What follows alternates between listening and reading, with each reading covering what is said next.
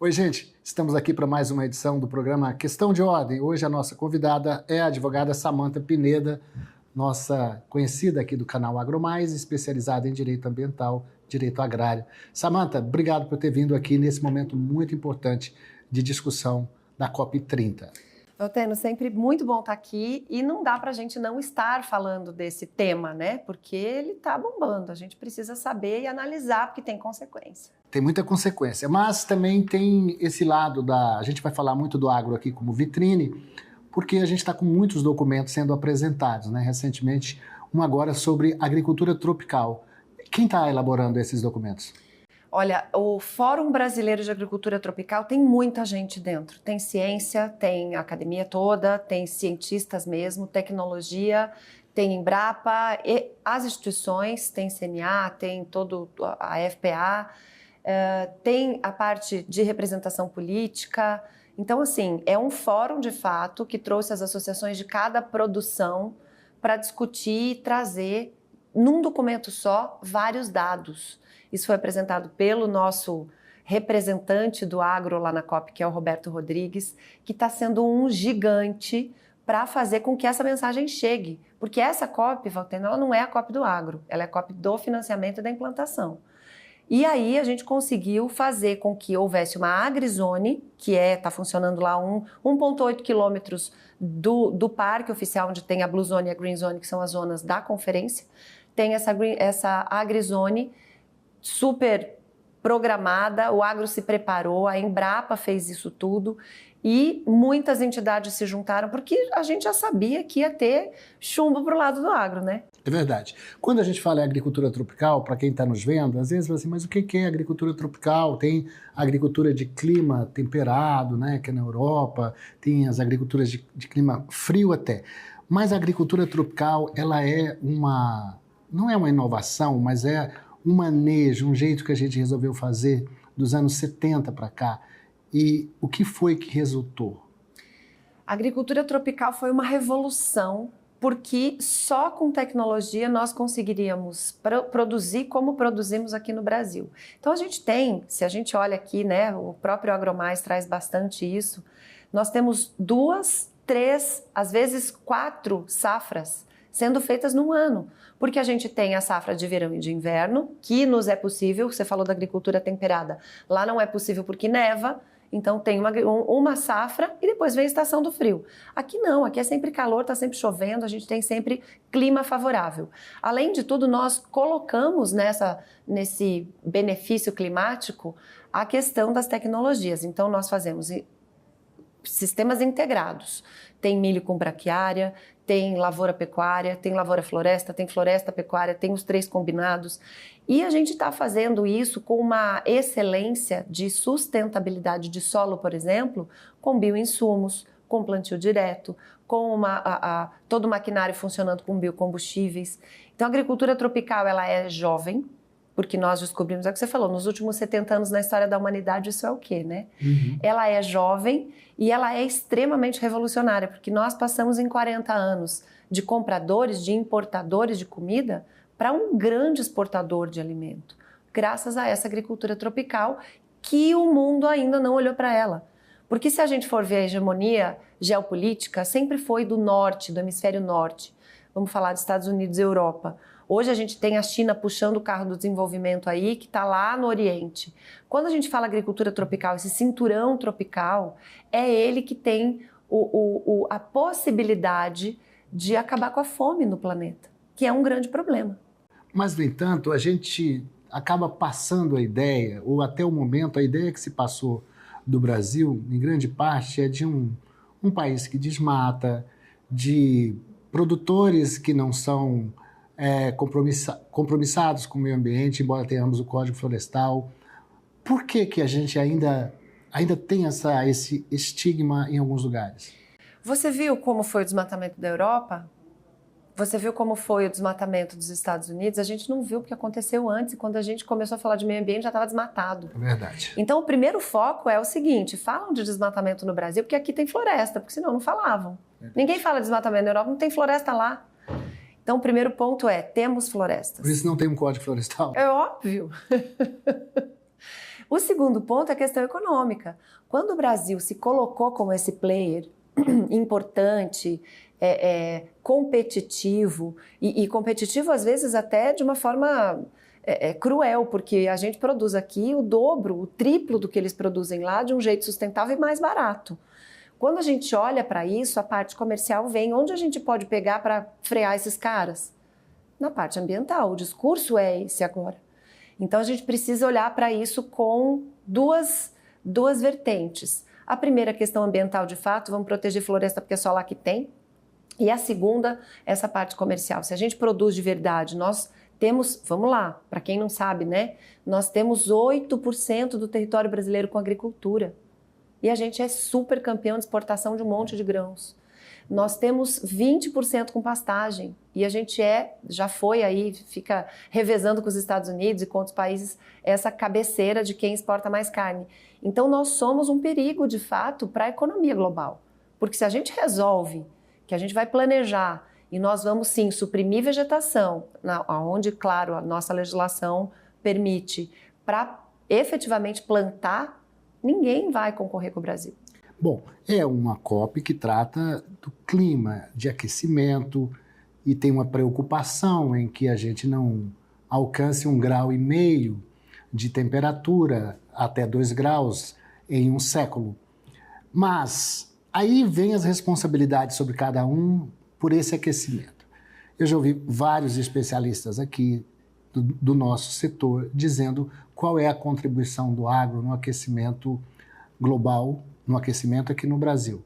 Alguém diz que nosso setor é da ordem de 27%. Tem gente que diz que é mais. Mas qual é a nossa contribuição mesmo para o aquecimento e para elevar a temperatura? Não dá para fazer essa análise sem olhar a história. Quando a gente olha o contexto histórico, os Estados Unidos foi o país que até hoje mais emitiu gás de efeito estufa. E é o país rico e é a economia centro do mundo. Fazendo desse tipo de desenvolvimento o seu enriquecimento, mas às custas de emissão de gás de efeito estufa. Depois vem China, Estados Unidos, União Europeia. Hoje, né, os Estados Unidos na série histórica é o primeiro, mas a China hoje é o primeiro porque está sendo o maior emissor. Depois vem China, Estados Unidos, União Europeia e Índia. A Índia num desenvolvimento também tecnológico absurdo. Aqui no Brasil nós emitimos menos de 3% de gás de efeito estufa. Menos de 3%. Enquanto quando a gente olha para esses países, 70% das emissões estão lá. Quanto a gente contribui de fato? Por que o agro é responsável por uma maior porcentagem de emissões aqui no Brasil? De novo, pelo mesmo fato, aqui eu preciso tirar floresta para plantar e quando eu coloco esse desmatamento na conta do agro, essa conta fica alta. Porque lá não entra na conta do agro nenhum desmatamento porque não tem floresta. Então, essa conversão de vegetação nativa em produção de comida, ela precisa mudar a conta. Isso aqui é muito importante. Existe um protocolo, o GHG Protocolo, que traz para nós as regras de como você faz a conta das emissões. Se na conta do agro não estiver o balanço, o que é balanço? Quanto ele emite contra o quanto ele capta. Porque o nosso boi é a pasto, porque a nossa soja é plantio direto, porque a nossa cana você usa num ciclo fechado, a questão de produção de energia, reaplicação da vinhaça. A gente não faz a aragem da terra para emitir esses gases de efeito estufa. Então, se a gente separa a agricultura pecuária que está sendo feita sem supressão de vegetação, a gente cai muito na conta dessas emissões. Se a gente coloca a supressão legal, permitida pelo Código Florestal na conta do agro, isso sobe, claro, porque a supressão de vegetação emite gases de efeito estufa. No caso da pecuária que você mencionou, ela é praticamente um patinho feio, vamos dizer assim, dentro do nosso setor. Metano, o arroto do boi, essas coisas todas. Mas parece que nessa conta também não se considera aquilo que o pasto, a pastagem, sequestra. E nem se considera que o carbono... porque o gado, quando ele rumina na fermentação entérica, ele emite metano. O metano tem 40 vezes mais potente que o CO2 para aquecimento global, né? Ele é mais perigoso, digamos assim, para a atmosfera. E depois de 10 anos esse metano se converte em CO2. Mas vamos lá, de onde que esse boi tira esse ar? Do que já está aqui. Quando a gente olha para o setor energético, ele vai buscar lá no fundo do planeta um carbono em forma de petróleo que a Terra já enterrou. E ele joga aqui um carbono que não estava nesse ciclo. Então, tanto não entra na conta o pasto, que está captando o carbono enquanto está fixando. A nossa braquiária é maravilhosa. Ela fixa esse carbono lá no fundo, faz areação do solo, melhora a ciclagem de nutrientes, melhora o solo. Então, o nosso pasto, além de não entrar na conta, nós não estamos diferenciando o carbono que estava, ou os gases de efeito estufa que estavam aqui, que faziam parte do ciclo natural, e o que está sendo jogado pela produção de energia de uma forma artificial. Então, o que a gente precisa discutir, e aproveitando, né, estamos em plena COP, é preciso se discutir a forma da conta. O agro precisa fazer uma conta que é mais balanço do que conta de emissões, para que seja justo, e nós precisamos começar a diferenciar qual é o carbono mais prejudicial. É esse que estava aqui no ciclo e que de alguma forma vai se transformando de metano em carbono e continua aqui? Ou é aquele que a gente desenterra para colocar aqui e não estava aqui antes? Pois é, mas a gente precisa recuperar pastagens degradadas, a gente precisa fazer também o nosso dever. E a gente consegue fazer isso só com os nossos recursos? Ou isso é uma contrapartida também de outros países? O Brasil precisa fazer a sua lição de casa e são duas, na minha opinião, Valteno. A primeira delas é acabar com o desmatamento ilegal. E não está conseguindo fazer. Vamos lá. Quem é responsável pelo desmatamento ilegal? Hoje, o crime organizado. A gente fala de crime organizado, todo mundo está falando aí das siglas, né, do Comando Vermelho, do PCC, etc. Existe crime organizado de garimpo, tirando o ouro, o diamante, levando para fora. Existe crime organizado de tráfico de animal selvagem. Existe crime organizado de madeira nobre. Tem vários crimes organizados. E aí o cara entra com equipamento, com dinheiro, desmata, derruba, tira madeira nobre, faz o tráfico de animal, implanta um garimpo ilegal. E o agro acaba levando a culpa. Exato. E depois, quando não tem nada mais para tirar de lá de riqueza, esse cara vai embora fazer em outro lugar e aí bota um boi lá em cima. A conta fica para o agro. A conta não é do agro.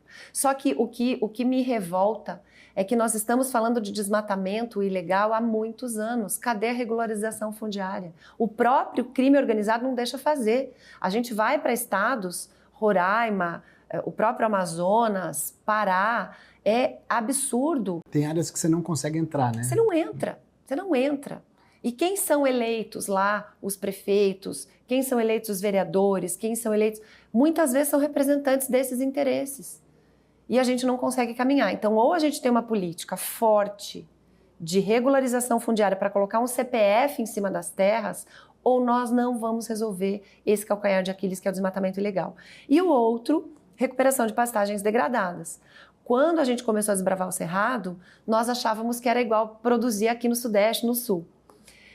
Fomos para lá e não era igual. O boi que engordava aqui não engordava com o mesmo pasto lá.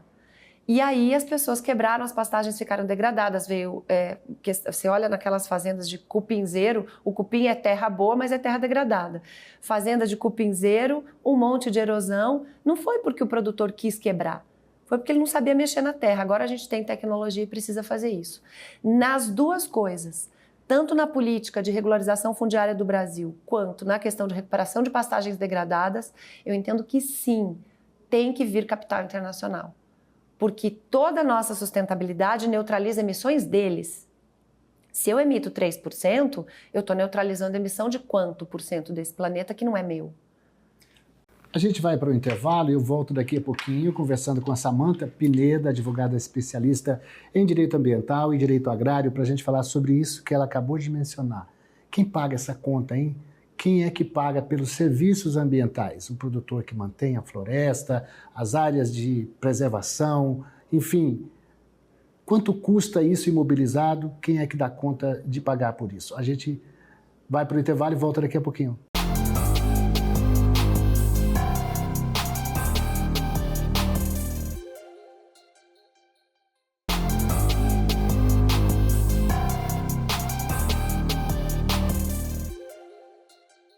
Pois, gente, estamos de volta com Questão de Ordem no segundo bloco, conversando aqui com a advogada Samantha Pineda, especialista em direito ambiental, direito agrário. Estamos falando sobre a COP30 que está acontecendo agora, em Belém do Pará.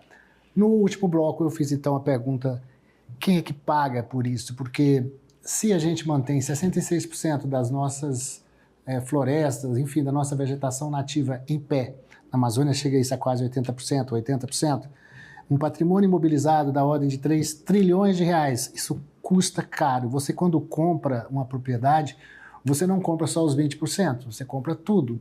E se você não preserva os 80%, você é responsável, então você tem que cercar. Enfim, quem paga essa conta? Quem está pagando até hoje é o produtor rural brasileiro, o Brasil sozinho, né? A gente poderia ter muito mais divisas, o setor do agro é responsável por 25% do PIB. Nós somos sempre responsáveis sozinhos por superávit de balança comercial. Geralmente o nosso crescimento é maior que o superávit da balança porque alguém puxou para baixo. Enfim, então, por enquanto, quem está pagando essa conta somos nós. A COP está sendo, e pode ser uma grande chance, da gente virar esse jogo. O número que tem se falado por lá é 1,3 trilhões de dólares. Não, 1 trilhão, né? 1,3 trilhão de dólares, o que dá uns 7 trilhões de reais mais ou menos, para se implementar tudo que se precisa por ano, para implementar tudo que precisa para que não haja o aquecimento da temperatura média acima de 1,5 graus. Esse 1,5 graus já passou, tá? Só para avisar que o desacordo de Paris é esse, né? A gente já atingiu 1,5 graus a mais, mas tudo bem, a gente vai tentar não chegar em 2.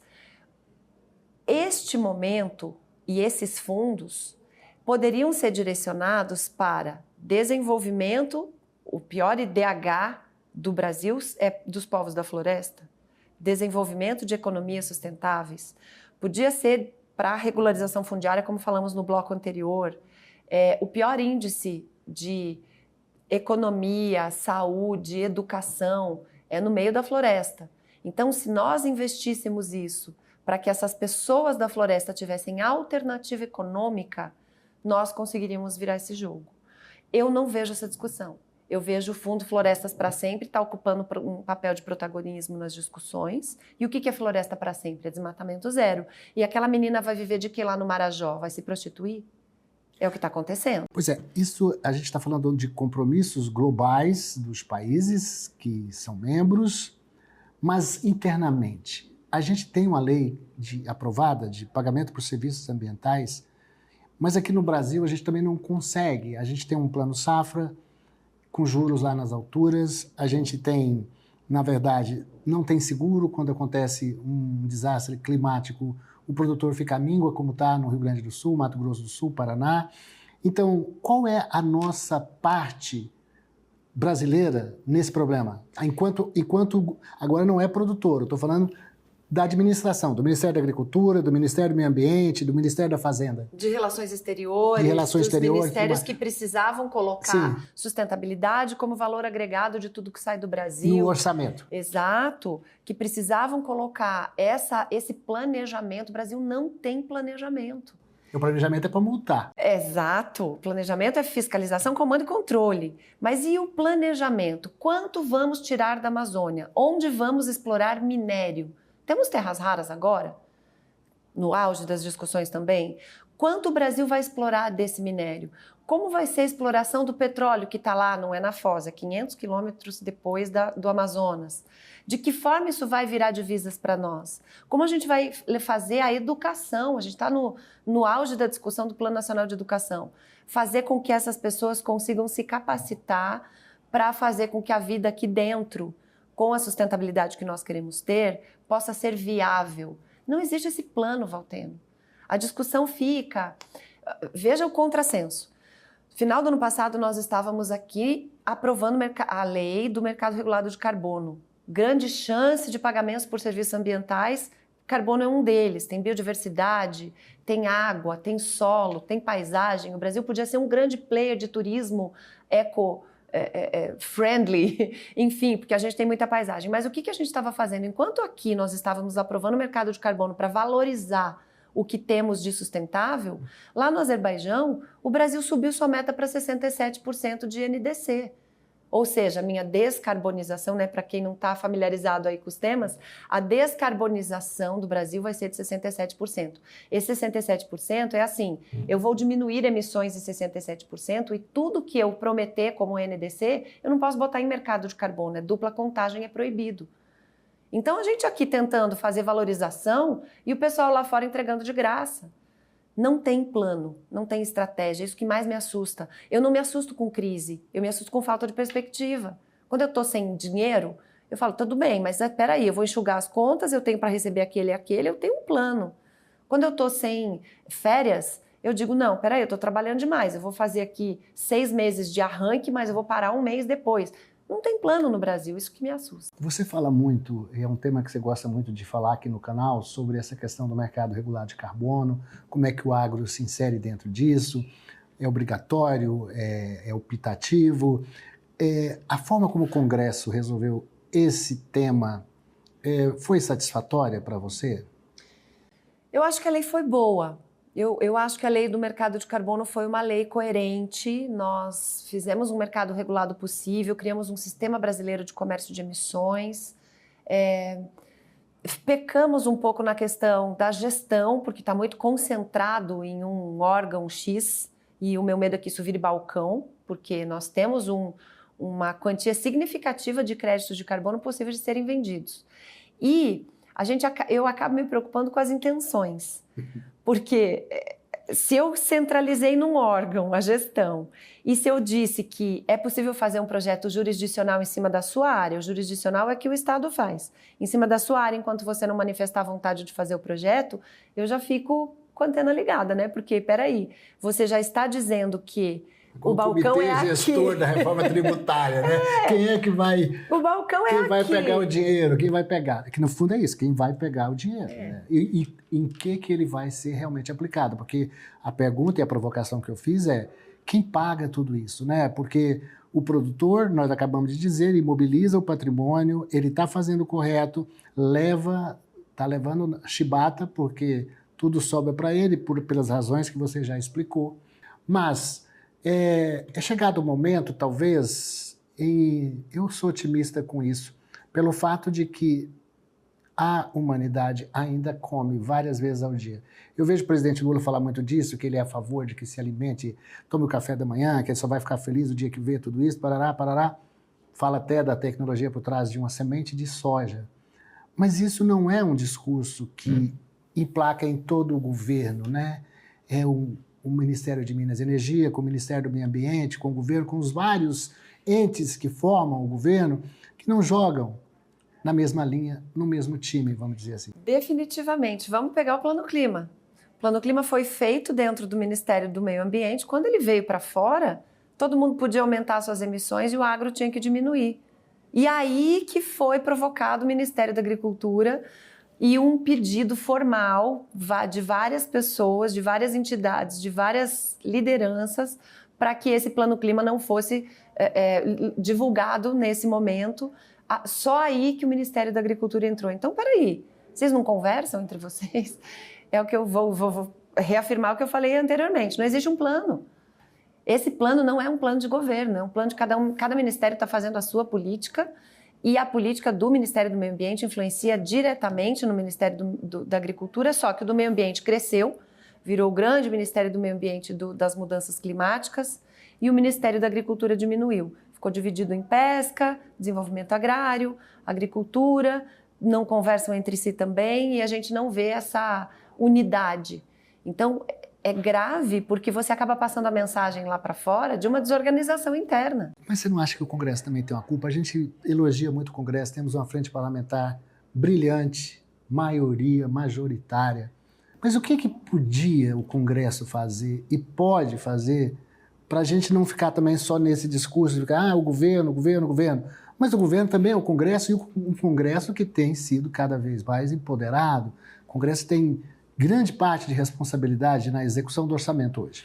Sim, e as emendas deveriam servir para isso. Ou pelo menos ter alguém mais, ou um grupo maior preocupado. Acho que a Frente Parlamentar da Agropecuária faz seu trabalho de defesa, talvez porque tem coisas que pareçam mais urgentes, como a segurança jurídica, mas há momentos que todo mundo se une para fazer bioinsumos, para fazer a lei de reciprocidade, todo mundo vota a favor, mas as questões essenciais, que é essa que você falou, da pobreza, de cuidar mesmo, para a gente não... de melhorar os nossos ganhos, o nosso reconhecimento, talvez seja não está nas pautas. Não está, né? Valteno, eu me assustei quando eu entrei na De Olho no Material Escolar, porque eu comecei só dando um apoio ali para o pessoal, né? Uma instituição que também o canal tem dado bastante apoio, que quer mudar a educação no Brasil.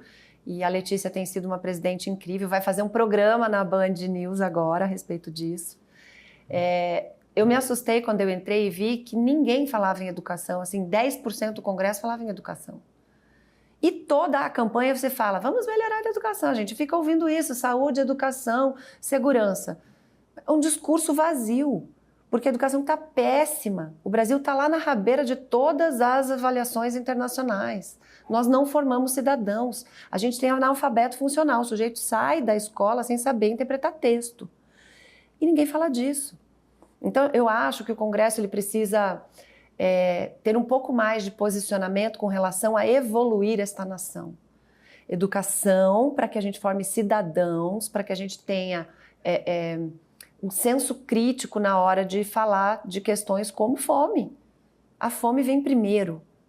Às vezes o óbvio precisa ser dito, né? A fome vem primeiro. Quando você tem possibilidade de alimentar o planeta como o Brasil tem, nós temos que olhar para isso como oportunidade. E a gente olha para isso como, meu Deus, então agora vai desmatar tudo. Não precisa. E aquele velho ditado que eu via lá na infância, a minha avó dizia, terra onde não tem pão, todo mundo grita e ninguém tem razão. Então vira o que, espero que não seja na COP, toda essa coisa toda, a gente chorando, parará, pererê, mais sei lá, uma vitrine de exibicionismo, sem uma solução ideal, e cada ano a gente vai para um lugar, encontra, ano que vem estamos na Austrália. E o que mais me assusta, te interrompendo um pouco, é que esse chororô, essa gritaria, é uma dor genuína das pessoas que não conseguem ter o discernimento de enxergar o desenvolvimento sustentável como solução. Eles realmente estão aflitos. Existe ansiedade climática. Os adolescentes estão falando que não vão ter filhos porque o mundo está acabando. E não conseguem ter discernimento, volto para a educação, volto para uma nação construída com base em boa alimentação e boa base, para você conseguir entender que o desenvolvimento sustentável é a saída. A China entendeu. 1 minuto para encerrar, vamos falar de coisas positivas. A gente fez aqui esse segundo bloco, ficou muito em cima da nossa culpa, né? Aquela coisa doída. Vamos falar, Samantha Pineda, qual é o seu otimismo?